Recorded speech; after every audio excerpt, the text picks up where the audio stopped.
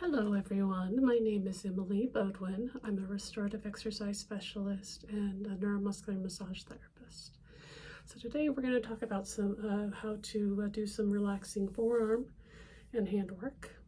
So to give you a little bit of information, when you move your hand, your fingers, you have muscles inside your hand that do it. And those are the intrinsic muscles of the hand. You also have muscles outside of the hand that move your fingers and your hand around. Those are the extrinsic muscles of the hand.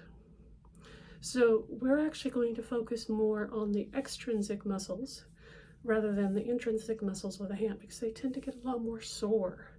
Especially, do you ever do something that you haven't done in a while, like hold a paintbrush and go and paint your trim on your house or your fence or whatever, and you notice by the time you're done that your pinky is really sore, and you're actually really sore along the edge here, okay?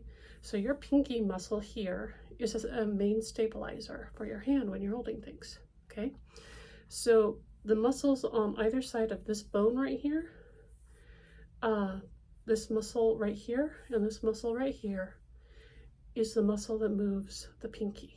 So if you move just your pinky around, you can feel those muscles activating, okay? So, and then on the other side, the thumb, you have the thumb muscle in the hand itself, the intrinsic muscles of the hand. And then you have muscles outside on either side of this bone here. Okay, so you have actually two bones in the arm, okay? So this big huge muscle right here is one of the main thumb muscles with moving the thumb, okay? And it gets really sore from all the work we do at the computer, holding our iPhones or phones, and all the work that we tend to do just with our hands, okay? So there's stretches that you can do, and you can do it without something to help support. But those who will go beyond where they should be with their stretch, so Ehlers-Danlos syndrome, and I apologize if I'm not saying that right, and other connective tissue disorders. So you might need to actually support yourself. This is just a foam half dome right here. And you're gonna work on relaxing those muscles, and well, not relaxing, you're gonna be stretching here, okay?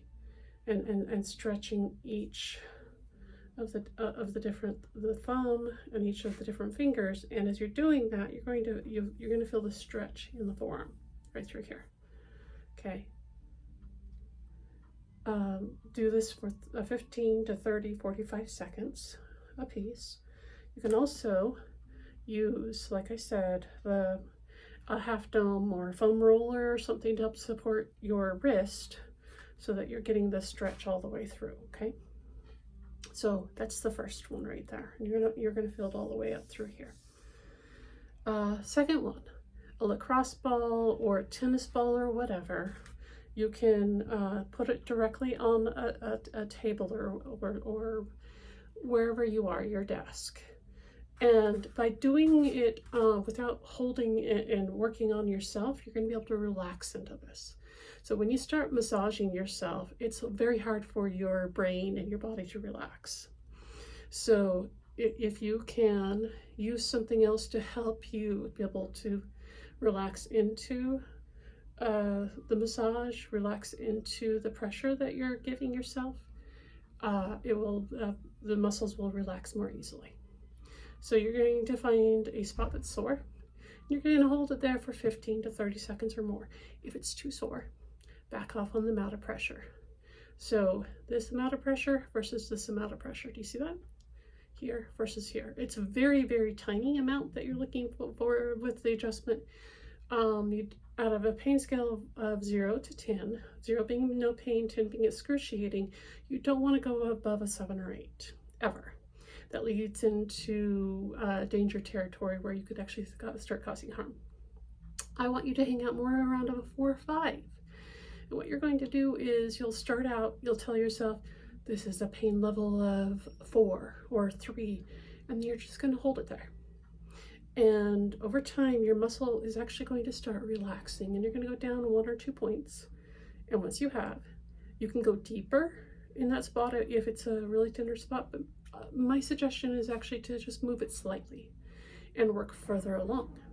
Okay, so the muscles for the fingers go in this direction. So you have muscles in this section, and then you have the tendons that come down, go through the wrist area here and over to the fingers and the thumb, and do all the movement that you're used to, okay? So that's what's going on there. So I hope that this was helpful, and have a wonderful day.